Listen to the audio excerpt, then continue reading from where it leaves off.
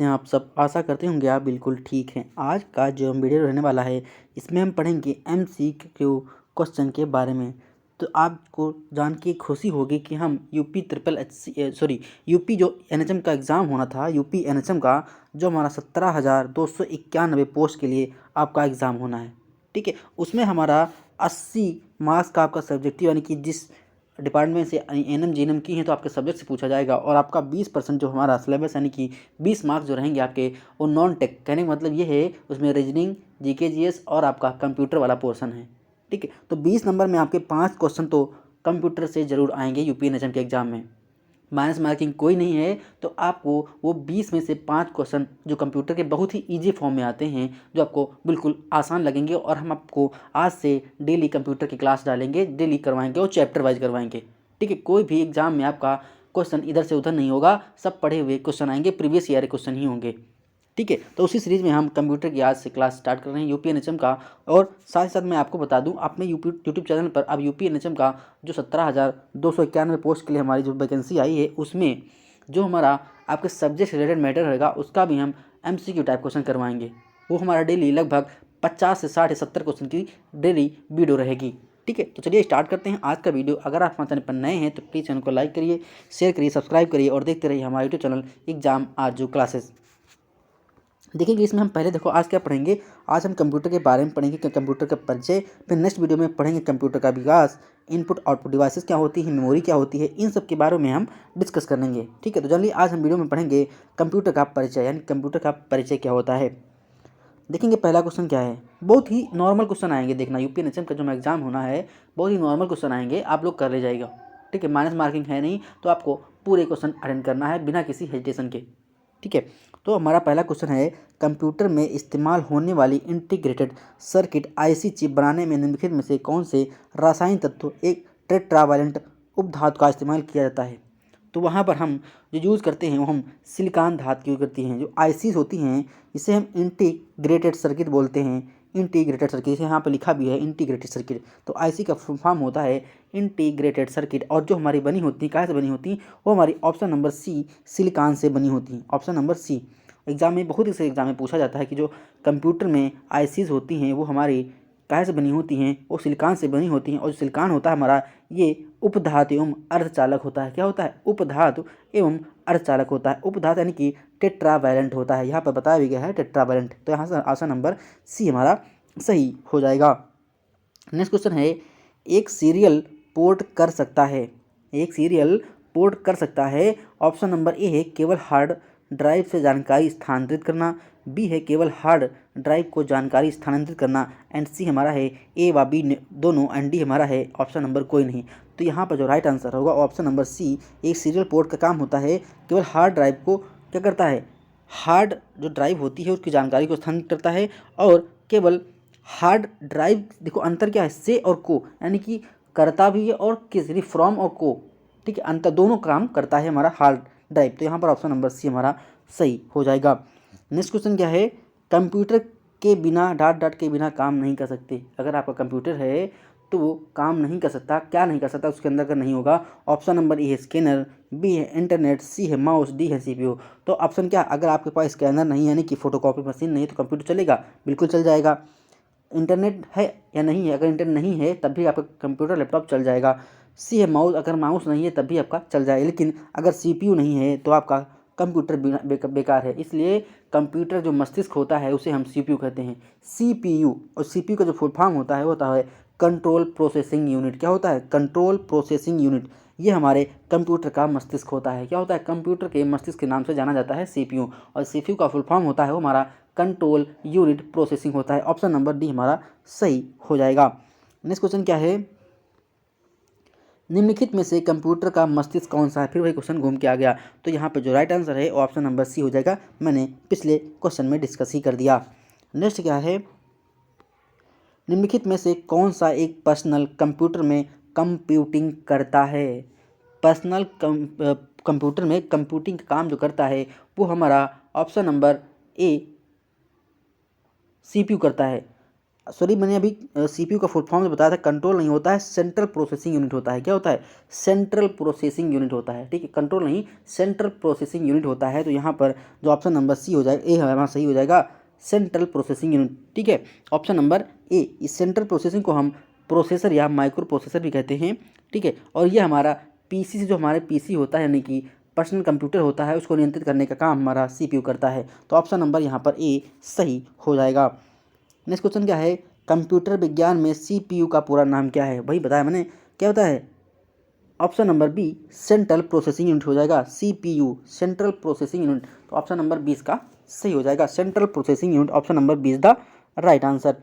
Next है, central processing unit CPU में होता है, क्या क्या होता है? देखो, ऑप्शन नंबर ए है आगत, निर्गत व प्रोसेसिंग। बी हमारा है नियंत्रक यूनिट, प्राथमिक स्टोरेज एवं गौड़ स्टोरेज। सी हमारा है नियंत्रक यूनिट, अर्थमेटिक तर्क यूनिट एंड प्राथमिक स्टोरेज। एंड डी हमारा है नियंत्रक यूनिट, प्रोसेसिंग एंड प्राथमिक स्टोरेज। तो जो हमारा सीपीयू होता है जनरली, उसमें नियंत्रक यूनिट भी होता है, अर्थमेटिक यानी कि अर्थमेटिक लॉजिक यूनिट भी होती है, और प्राथमिक स्टोरेज यानी कि स्टोरेज भी होती है। तो हमारी सीपीयू के ये 3 या 4 हमारे जो भी हैं यूनिट होते हैं। तो ऑप्शन नंबर इसका सी सही हो जाएगा। ये चीज़ें हमारी सीपीयू में देखने को मिलती हैं। नेक्स्ट हमारा क्वेश्चन क्या है? कंप्यूटर के किस भाग को नर्व सेंटर कहा जाता है? कंप्यूटर के किस भाग को नर्व सेंटर की संज्ञा देते हैं? तो इस क्वेश्चन का आंसर कमेंट बॉक्स में बताइएगा कि कंप्यूटर के किस भाग को हम नर्व सेंटर की संज्ञा देते हैं। Option number A software, B hardware, C हमारा है कंट्रोल यूनिट, एंड डी हमारा प्रोग्राम्स। अभी मैंने पिछले ही कुछ क्वेश्चन में डिस्कस किया था कि कंप्यूटर का जो मस्तिष्क होता है उसे हम क्या बोलते हैं, उसी से क्वेश्चन रिलेट कर रहा है। तो इस क्वेश्चन का आंसर जरूर बताइएगा कि कंप्यूटर के किस भाग को हम नर्व सेंटर की संज्ञा देते हैं। नेक्स्ट क्वेश्चन क्या है? कोई भी व्यक्ति कंप्यूटर साक्षर कहलाता है यदि वह सक्षम हो केवल केवल आवश्यक एप्लीकेशन के चलाने में। बिल्कुल सही है। एंटीवायरस सॉफ्टवेयर बनाने में ये नहीं हो सकता, प्रोग्राम लिखने भी नहीं हो सकता है। केवल कंप्यूटर साक्षर कहने का मतलब है केवल जो आवश्यक हमारे एप्लीकेशन होते हैं कंप्यूटर में, अगर बंदा उस चीज़ को चला लेता है तो हमारा कंप्यूटर साक्षर कहला जाएगा। लेकिन जो बहुत बड़े कंप्यूटर वाले होते हैं, ठीक है, इंजीनियर, सॉफ्टवेयर इंजीनियर होते हैं, वो क्या होते हैं? एंटीवायरस को डेवलप कर देते हैं, प्रोग्राम लिख देते हैं। तो हमारे क्या हुए? वो हाई प्रोफाइल एक इंजीनियर होते हैं। लेकिन एक कंप्यूटर साक्षर कहने का मतलब ये है कि हम कंप्यूटर साक्षर उसे बोलेंगे जो कंप्यूटर में जो भी ऐप्स पड़े हैं उनको चला ले, उस सॉफ्टवेयर का यूज़ कर ले, वही हमारा कंप्यूटर साक्षर होता है। तो यहाँ पर जो राइट आंसर होगा ऑप्शन नंबर ए हो जाएगा, option number A is the right answer. Next question क्या है? किसी भी सुरक्षित वेबसाइट के यूआरएल में सुरक्षा प्रमाण पत्र पैडलॉक का रंग होता है। तो जो पैडलॉक का रंग होता है वो हरा होता है। हरा इसलिए होता है क्योंकि उसमें एक सुरक्षा प्रमाण पत्र, जो पैडलॉक का रंग होता है हरा होता है, क्योंकि जो हरा होता है अर्थ और वज्र का रंग होता है। मतलब अर्थ का जो अर्थ ऑब्जर्वर होता है उसका रंग भी हरा होता है। इसलिए जो हमारा रिसोर्स लोकेटर होता है यानी कि यूआरएल होता है, यूआरएल का फॉर्म जो होता है यूनिफॉर्म रिसोर्स लोकेटर। क्या होता है? यूनिफॉर्म रिसोर्स लोकेटर, ये हमारा यूआरएल का फुल फॉर्म होता है। और इसका जो पैडलॉक का रंग होता है वो होता है हरा। तो ऑप्शन नंबर बी हमारा सही हो जाएगा। देखो, हम आपको पढ़ा रहे हैं तो आज से आप एक पेज पर कंप्यूटर के जितने भी फुल फॉर्म होते हैं वहाँ पर एक पेज पर सारे फुल फॉर्म को आप एक जगह लिखेंगे। मैंने अभी बताया था कि सीपीयू का फुल फॉर्म जो होता है सेंट्रल प्रोसेसिंग यूनिट होता है। दूसरा भी मैंने बताया कि यूआरएल का जो फुल फॉर्म होता है यूनिवर्सल रिसोर्स लोकेटर होता है। ऐसे भी जितने फुल फॉर्म या शॉर्ट फॉर्म बनेंगे आपको कॉपी पर एक जगह नोट डाउन करना है एक पेज पर। अगर इधर उधर कहीं लिखेंगे तो आपको पढ़ने में प्रॉब्लम होगी, इशू होगा। इसलिए आपसे रिक्वेस्ट है कि हम जैसे आपको बता रहे हैं, आप अगर ऐसे नोट्स बनाएंगे तो आपके एग्ज़ाम के लिए काफ़ी हेल्पफुल साबित होंगे। क्योंकि यूपी एनएचएम का जो एग्ज़ाम अपना कंडक्ट करवाएगा ये 2 महीने के अंदर आपका एग्ज़ाम कंडक्ट करवा देगा। ठीक है, मैं इसका नेक्स्ट वीडियो में प्रूफ दिखाऊंगा कि 2 महीने में एग्ज़ाम कैसे कंडक्ट करवाता है यूपी एनएचएम। यूपी एनएचएम का काम बहुत तेज़ी से रहता है, देख लेना 2 महीने के अंदर आपका एग्ज़ाम हर हाल में हो जाएगा। ठीक है, नेक्स्ट क्वेश्चन देखते हैं क्या है। कंप्यूटर शब्दावली में MIPS का फुल फॉर्म क्या है? फिर मैंने बता दिया कि आपको कंप्यूटर में 2-3 चीज़ें होती हैं बहुत ही मायने रखती हैं। एक तो शॉर्ट कीज़ होती हैं, दूसरा हमारा होता है फुल फॉर्म, क्योंकि एग्जाम में फुल फॉर्म बहुत पूछता है। तो यहाँ पर MIPS का जो फुल फॉर्म होता है, तो ऑप्शन नंबर इसका जो सही हो जाएगा वो भी हो जाएगा, मिलियन इंस्ट्रक्शन फॉर सेकेंड। क्या होता है? मिलियन इंस्ट्रक्शन पर सेकेंड। ऑप्शन नंबर बी हमारा सही हो जाएगा। लिख लीजिए, मिलियन पर सेकेंड, ये हमारा MIPS का फुल फॉर्म होता है, ठीक है, ये इसका ऑप्शन नंबर बी हमारा सही हो जाएगा। नेक्स्ट क्वेश्चन क्या है, कंप्यूटर की प्रसंस्करण गति को नापा जाता है, किस में नापा जाता है? ऑप्शन नंबर ए है MIPS यानी कि ऊपर भी मैंने बताया कि मिलियन इंस्ट्रक्शन पर सेकंड में, और बी हमारा है घड़ी के MHz में, ठीक है, मेगा हार्ड में। तो यहाँ पे जो राइट आंसर होगा वो ऑप्शन नंबर सी हो जाएगा। दोनों में कंप्यूटर की जो प्रसंस्करण गति होती है उसे हम MIPS और MHz यानी कि मेगा हार्ड में भी नापते हैं। तो ऑप्शन नंबर इसका सी सही हो जाएगा कि यानी कि ए और बी दोनों हमारे सही होते हैं। नेक्स्ट क्वेश्चन क्या है, अंकगणितीय एवं तार्किक लॉजिकल संक्रियाएं करने वाले संसाधक प्रोसेसर को क्या कहा जाता है, उसे हम किस नाम से संज्ञा देते हैं? तो यहाँ पर जो राइट आंसर होगा उसे ऑप्शन नंबर बी ALU बोलते हैं। अच्छा, ALU का फुल फॉर्म जो होता है हमारा अर्थमेटिक लॉजिक यूनिट होता है। तो आप जहाँ पर फिर लिख रहे हैं शॉर्ट फॉर्म, जितने भी कंप्यूटर के शॉर्ट फॉर्म होंगे आप एक जगह पर लिखेंगे, देखना आप में कितना अच्छा इंप्रूवमेंट होगा। जब चीज़ें याद करने में बैठेंगे तो एकदम से चीज़ आपके पास एक ही जगह पर एकत्रित लिखी होंगी, जो आपको पास पढ़ने में आसानी भी होगी और सुविधाजनक होगा। इसलिए जितने भी शॉर्ट फॉर्म होते हैं आप पेज पर कहीं एक जगह लिख लीजिए। और मैं आपको बता दूं, जो भी क्वेश्चन आपको कठिन लगता है उसको कॉपी पे नोट डाउन कर लीजिए, और जो कठिन नहीं लगता है उसको छोड़ दीजिए। बिल्कुल हैवी नोट नहीं बनाना है, बिल्कुल शॉर्ट नोट बनाना है। क्या बनाना है? शॉर्ट नोट बनाना है। शॉर्ट नोट बनाएंगे तभी आप एग्जाम में अच्छे से कर पाएंगे, वरना आप हैवी लेंथी नोट बना लेंगे तो आपको पढ़ने में दिक्कत होगी और आपको लगे भारी लगेगा, हमको है तो हमको इतना पढ़ना है, इतना ज़्यादा पढ़ना है, तो उसका आप डर से बचे रहेंगे। ठीक है, इसलिए शॉर्ट नोट बनाइए। जो हमारा ALU होता है, तो ALU का जो मूलभूत जो काम होता है वो हमारा होता है जोड़ना, घटाना, गुणा, भाग। ये हमारे क्या होते हैं? ये हमारे अर्थमेटिक लॉजिक यूनिट के मूल फंक्शन होते हैं। तो इसका जो राइट आंसर होगा ऑप्शन नंबर बी हमारा सही हो जाएगा। नेक्स्ट क्वेश्चन क्या है, कंप्यूटर चिप का दूसरा नाम क्या है? कंप्यूटर चिप का दूसरा नाम क्या है? उसे हम माइक्रोचिप की संज्ञा देते हैं। तो ऑप्शन नंबर इसका ए सही हो जाएगा। कंप्यूटर चिप को हम माइक्रोचिप की संज्ञा देते हैं। किसकी? माइक्रोचिप की संज्ञा देते हैं। तो ऑप्शन नंबर इसका ए सही हो जाएगा। नेक्स्ट क्वेश्चन क्या है, BIOS का पूरा नाम क्या है? फिर फुल फॉर्म पूछ दिया। तो इसका जो फुल फॉर्म होता है बेसिक इनपुट आउटपुट सिस्टम। क्या होता है? Basic input output system. तो देखिए option number B, basic input output system BIOS का फुल फॉर्म होता है। क्या होता है? BIOS का फुल फॉर्म होता है बेसिक इनपुट आउटपुट सिस्टम। अब क्वेश्चन नंबर 16 देखेंगे क्या है, जब कंप्यूटर स्विच ऑन किया जाता है तथा ऑपरेटिंग सिस्टम हार्ड डिस्क से मेन मेमोरी में लोड होता है तो उस प्रक्रिया को क्या कहते हैं? उसे हम बोलते हैं बूटिंग करना। क्या बोलते हैं? कंप्यूटर भाषा में उसे हम बूटिंग बोलते हैं। तो ऑप्शन नंबर ए हमारा सही हो जाएगा। बूटिंग कर रहे हैं यानी कि बूट कर रहे हैं। आप देखो होगा अपने मोबाइल को रिबूट करते हैं तो वही प्रोसेस है। क्या? स्विच ऑन किया तथा ऑपरेटिंग सिस्टम डार्क में मेमोरी में लोड होती है तो उसे हम बूटिंग बोलते हैं। ऐसे आप मोबाइल का अपना क्या बोलते हैं? रिबूट करते हैं, वही हमारा बूटिंग होता है। तो ऑप्शन नंबर बी हमारा ए हमारा सही हो जाएगा। नेक्स्ट क्वेश्चन क्या है, BIOS का फुल फॉर्म क्या होता है? सॉरी, वहाँ पे फुल फॉर्म पूछा था, तो यहाँ पर वहाँ पे फुल फॉर्म क्या होता था? बेसिक, ठीक है, इनपुट आउटपुट सिस्टम मैंने बताया था इसका फुल फॉर्म। और पूछा यहाँ पर इसका कार्य क्या होता है? तो इसका जो कार्य होता है सिस्टम हार्डवेयर को पुर्जों को आरंभ करना, यानी कि जो हमारे सिस्टम हार्डवेयर के पुर्जे होते हैं, हार्डवेयर की बात की गई है तो उसे हम प्रारंभ करते हैं। तो उसका ऑप्शन नंबर ए हमारा सही हो जाएगा। सिस्टम हार्डवेयर के पुर्जों को प्रारंभ करना BIOS का कार्य होता है। नेक्स्ट क्वेश्चन क्या है, CPU के संबंध उपकरणों को जिसे कंप्यूटर एक्सेस कर सकते हैं क्या कहलाते हैं? क्या कहलाते हैं? जो एक्सेस कर सकते हैं उसे क्या कहलाते हैं? उसे हम ऑप्शन नंबर डी पेरीफेरल्स के बोलते हैं। क्या बोलते हैं? पेरीफेरल्स बोलते हैं। ऑप्शन नंबर डी सही हो जाएगा। जिन लोगों को PDF चाहिए तो वीडियो के डिस्क्रिप्शन बॉक्स में टेलीग्राम चैनल का लिंक है, आप उस पर क्लिक करके हमारे टेलीग्राम चैनल से जुड़ सकते हैं। वहाँ पर आपको PDF मिल जाएंगी, PDF को आप प्रिंट आउट करके निकलवा कर भी पढ़ सकते हैं। ठीक है, नेक्स्ट हमारा निम्नलिखित में से कौन सा एक पेरीफेरल डिवाइस नहीं है?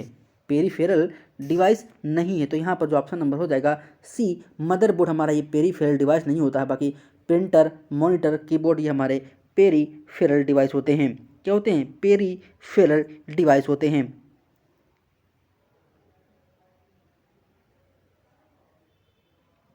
नेक्स्ट क्वेश्चन क्या है, निम्नलिखित में कौन सा आमतौर पर कंप्यूटर एक पेरीफेरल नहीं माना जाता? तो ऑप्शन नंबर इसका जो 20 का क्वेश्चन हो जाएगा वो ऑप्शन नंबर हो जाएगा डी। जो हार्ड ड्राइव होती हैं ये पेरीफेरल, कंप्यूटर की पेरीफेरल नहीं मानी जाती, हार्ड ड्राइव जो होती हैं। नेक्स्ट क्वेश्चन क्या देखेंगे, 21 नंबर क्वेश्चन है, निम्नलिखित में कौन सा दिए गए समूह से संबंधित नहीं है? Option number A hard disk, B हमारा बेमिन बड्डी, सी हमारा CPU एंड डी हमारा है मदरबोर्ड। तो हार्ड बोर्ड से संबंधित कौन नहीं है, दिए गए संबंधित में से कौन सा संबंधित नहीं है? तो यहाँ पर जो राइट आंसर होगा हमारा ऑप्शन नंबर ए हो जाएगा, हार्ड डिस्क। ये हमारे दिए गए समूह से संबंधित नहीं होती है। नेक्स्ट है BLSI का जो फुल पूर्ण रूप होता है, BLSI का जो हमारा फुल फॉर्म होता है वो होता है ऑप्शन नंबर ए, वेरी लार्ज स्केल इंटीग्रेशन। ये हमारा BLSI का फुल फॉर्म होता है। तो आपसे गुजारिश है कि आप जहाँ पर शॉर्ट फॉर्म लिख रहे हैं वहाँ पर इसको फिर लिख लीजिए कि BLSI का फुल फॉर्म क्या होता है, वेरी लार्ज स्केल इंटीग्रेशन। तो ऑप्शन नंबर इसका ए सही हो जाएगा। नेक्स्ट क्वेश्चन क्या है, निम्न में से कौन से कंप्यूटर हार्डवेयर नहीं है? कंप्यूटर हार्डवेयर नहीं है, ए है प्रिंटर, बी है कंपाइलर, सी है माउस, डी है कीबोर्ड। तो यहाँ पे जो राइट आंसर होगा ऑप्शन नंबर बी, कंपाइलर होता है। ये हमारे प्रोग्राम को कंपाइल करा के रन कराता है। जो लोग थोड़ा बहुत कंप्यूटर के बारे में जानते हैं वो जानते हैं कंपाइलर क्या होता है। कंपाइलर ये होती है कि आप किसी लैंग्वेज पे एक प्रोग्राम को सेट करते हैं, उसके बाद आप प्रोग्राम को कंपाइल करके रन कराते हैं, ठीक है। और लिखे पूछा हार्डवेयर नहीं है, जो चीज़ें हम छू सकते हैं वो हमारी हार्डवेयर होती हैं। आप फोटोकॉपी मशीन पे जाइए साइबर कैफ़े पे, तो आप कीबोर्ड को छू लेंगे, माउस को छू लेंगे, फोटोकॉपी मशीन को छू लेंगे, प्रिंटर को छू लेंगे। तो जिसको हम छू लेते हैं वो हमारी हार्डवेयर होती हैं, और जिनको हम छू नहीं पाते वो हमारे सॉफ्टवेयर होते हैं। सॉफ्टवेयर जैसे कंप्यूटर के अंदर जो ऐप्स होता है उसको हम कहाँ छू पाते हैं, वो तो स्क्रीन के अंदर चल रहा है, ठीक है। कंप्यूटर की हम स्क्रीन को छू सकते हैं, लेकिन कंप्यूटर के अंदर आपके अंदर जो ऐप चलते हैं वो हमारे सॉफ्टवेयर होते हैं। और जिन लोग चीज़ों को हम छू नहीं पाते वो हमारे सॉफ्टवेयर होते हैं, जिनको हम छू लेते हैं वो हमारे हार्डवेयर होते हैं। जैसे फोटोकॉपी मशीन हो गया, जॉयस्टिक हो गया, इनके आगे में इनके बारे में हम आगे भी और हमारे MCQ टाइप जो क्वेश्चन रहेंगे हार्डवेयर सॉफ्टवेयर वाले उनमें हम पढ़ेंगे। जनरली इस वीडियो में हम आपको थोड़ा बेसिक चीज़ें बता रहे हैं, बेसिक वाली जो चीज़ें होती हैं। नेक्स्ट हमारा है, किसी कंप्यूटर का ऑपरेटिंग सिस्टम प्रयोक्ता और निम्नलिखित में से किस बीच सॉफ्टवेयर इंटरफेस के रूप में कार्य करता है? तो 24 का जो ऑप्शन नंबर हो जाएगा वो ऑप्शन नंबर ए हार्डवेयर हो जाएगा। Option number A is the right answer. Next question क्या है, कौन सा बैकअप के बारे में सच नहीं है? बैकअप के बारे में सच नहीं है, आपको पूरा क्वेश्चन सही पढ़ना है। तो यहाँ पे जो राइट आंसर हो जाएगा ऑप्शन नंबर सी, PC को नियमित रूप से बैकअप की आवश्यकता नहीं होती, गलत होती है। वहाँ पर देखा होगा बैकअप ऑप्शन बार बार आता है। जब आप सुबह सो के उठें तो देखा होगा अपने व्हाट्सएप का बैकअप पर स्क्रीन पे नोटिफिकेशन में लिखता है कि व्हाट्सएप का बैकअप आ रहा है। तो उसका क्या है, उसको डेली बैकअप की ज़रूरत होती है। सेम इसी प्रकार जो हमारा PC होता है उसको भी डेली बैकअप की आवश्यकता होती है, ठीक है। तो यहाँ पर जो राइट आंसर होगा ऑप्शन नंबर सी सही हो जाएगा। नहीं पूछा है लेकिन होता है, ठीक है। नेक्स्ट क्वेश्चन क्या है, आंकड़ा संचरण की गति को सामान्यतः किस इकाई में मापा जाता है? किस इकाई में आता है, उसे हम बीट्स प्रति सेकेंड में नापते हैं। तो ऑप्शन नंबर ए हमारा सही हो जाएगा, बीट्स प्रति second. Option number A is the right answer. Next question देखेंगे क्या है, एक माइक्रो प्रोसेसर में जब CPU में व्यवधान उत्पन्न होता है तब उसे हम क्या बोलते हैं? उसे हम बोलते हैं रुकावट, यानी कि इंटरप्ट हो गया। स्वीकार करते समय भी निर्देशों का निष्पादन जारी रखता है, यानी कि रुकावट पैदा हो गई, बारो हो गया, ठीक है, बैरियर उत्पन्न हो गया, वहाँ पर इंटरप्ट हो गया। तो ऑप्शन नंबर डी हमारा सही हो जाएगा। नेक्स्ट क्वेश्चन क्या है, इनमें से कौन सा कंप्यूटर का एक रजिस्टर नहीं है? नहीं है पूछा है। तो यहाँ पर ऑप्शन नंबर डी हमारा बफर जो होता है ये हमारा कंप्यूटर का रजिस्टर नहीं होता है। बाकी ये तीन हमारे संचयक हो गया, प्रोग्राम काउंटर और स्टैक पॉइंटर, ये हमारे रजिस्टर के संचयक कंप्यूटर के एक रजिस्टर होते हैं, लेकिन हमारा जो बफर होता है ये नहीं होता। तो ऑप्शन नंबर डी हमारा सही हो जाएगा। नेक्स्ट क्वेश्चन देखेंगे क्या है, एक पर्सनल कंप्यूटर PC को पुनः आरंभ कोल्ड बूट करने में उसकी उपयोगी डिस्क कौन सी होती है? उस डिस्क का नाम क्या होता है? तो उसे हम बोलते हैं सिस्टम डिस्क। क्या बोलते हैं? सिस्टम डिस्क, यानी कि जो हमारी सिस्टम की डिस्क होती है वो हमारी PC को पुनः आरंभ करने में उपयोगी डिस्क होती है। तो ऑप्शन नंबर बी हमारा सही हो जाएगा, सिस्टम डिस्क। जो क्वेश्चन आपको कठिन लगते हैं आप उन्हीं को नोट डाउन करिए, बाकी जो आता है उसे मत नोट डाउन करिए। डाट कंप्यूटर में प्रोसेसिंग समय न्यूनतम होता है, कितना होता है? ये हमारा 64 बिट का होता है। ऑप्शन नंबर डी हमारा, ठीक है। जो हमारे 32 बिट के लैपटॉप होते हैं उनका जो प्रोसेसिंग होता है थोड़ा कम होता है, लेकिन जो हमारे 64 बिट के लैपटॉप होते हैं, PC होते हैं, उनका प्रोसेसिंग टाइम थोड़ा ज़्यादा होता है, बहुत स्पीड चलते हैं। तो ऑप्शन नंबर डी हमारा सही हो जाएगा। नेक्स्ट क्वेश्चन क्या है, ALU CPU IO नामक उपकरण के संबंधों का संदेश, इसका मतलब क्या है? इसके संबंधों का संबंध किससे है? तो यहाँ पर जो राइट आंसर हो जाएगा वो कंप्यूटर से नहीं की arithmetic logic unit, central processing unit और इनपुट आउटपुट, ये हमारे क्या है फुल फॉर्म होते हैं, ये हमारे कंप्यूटर से रिलेटेड होते हैं, ठीक है। ALU का फुल फॉर्म मैंने बता ही दिया, arithmetic logic unit, central processing unit और इनपुट आउटपुट। ये हमारे जो वर्ड होते हैं, मानिए ये हमारे शब्द होते हैं, ये हमारे कंप्यूटर से रिलेटेड होते हैं, तो ऑप्शन नंबर इसका ए सही हो जाएगा।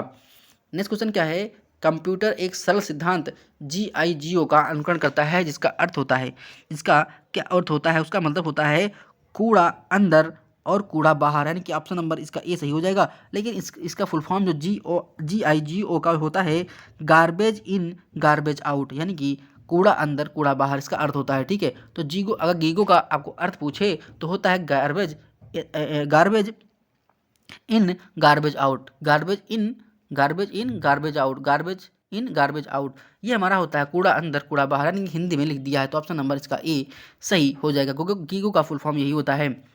नेक्स्ट है, कंप्यूटर में प्रयोग होने वाली एकीकृत परिपथ IC का साधारणता बनी होती है। मैंने फिर बता दिया भाई, क्वेश्चन रिपीट हो गया, ये हमारी सिलिकॉन से बनी होती हैं, जो ICs होती हैं वो हमारी सिलिकॉन से बनी होती हैं। नेक्स्ट हमारा है, एक कंप्यूटिंग युक्त में MSZ B निर्देशनों में सम्मिलित किया गया है, किसे सम्मिलित किया गया है, उसे हम कालंद गति बोलते हैं। क्या बोलते हैं, कालंद गति बोलते हैं, तो ऑप्शन नंबर सी हमारा सही हो जाएगा, कालंद गति। ठीक है, आशा करते हैं आपको वीडियो अच्छी लगी होगी। हमारा जो नेक्स्ट वीडियो रहेगा, हमारा UPNHM का जो एग्ज़ाम कंडक्ट होना है, उसमें जो आपका सब्जेक्ट से 80 क्वेश्चन पूछे जाने हैं, उनसे रिलेटेड आपका प्रैक्टिस सेट रहेगा। साथ ही साथ हम कोशिश करेंगे कि आपका सिलेबस भी कवर कराएं पूरा UPNHM का, क्योंकि 2 मंथ के अंदर ही आपका एग्ज़ाम हो जाना है। ठीक है, 2 महीने के अंदर आपका एग्ज़ाम हो जाएगा, देख लेना। क्योंकि आप जब एग्ज़ाम देते हैं उसके 3 या 4 दिन बाद आंसर की ऑनलाइन आती है, आंसर की आने बाद लगभग 3 महीने बाद आपका रिजल्ट आता है, और रिजल्ट आने के बाद आपकी तुरंत ज्वाइनिंग हो जाती है। इतना फास्ट UPNHM का रहता है। हम नेक्स्ट वीडियो में आपको प्रूफ दिखाएंगे कि 1 साल के अंदर कितनी जल्दी रिजल्ट आया था, कितनी जल्दी ज्वाइनिंग हो गई थी और कब एग्ज़ाम हो गया था। ठीक है, तो अगर आपको वीडियो अच्छी लगती है, अगर हमारे चैनल पर नए हैं तो प्लीज़ चैनल को लाइक करिए, शेयर करिए, सब्सक्राइब करिए और देखते रहिए हमारे यूट्यूब चैनल एग्जाम आजू क्लासेस। मिलते हैं नेक्स्ट वीडियो में। धन्यवाद, शुक्रिया, आपका दिन शुभ हो, मंगलमय हो।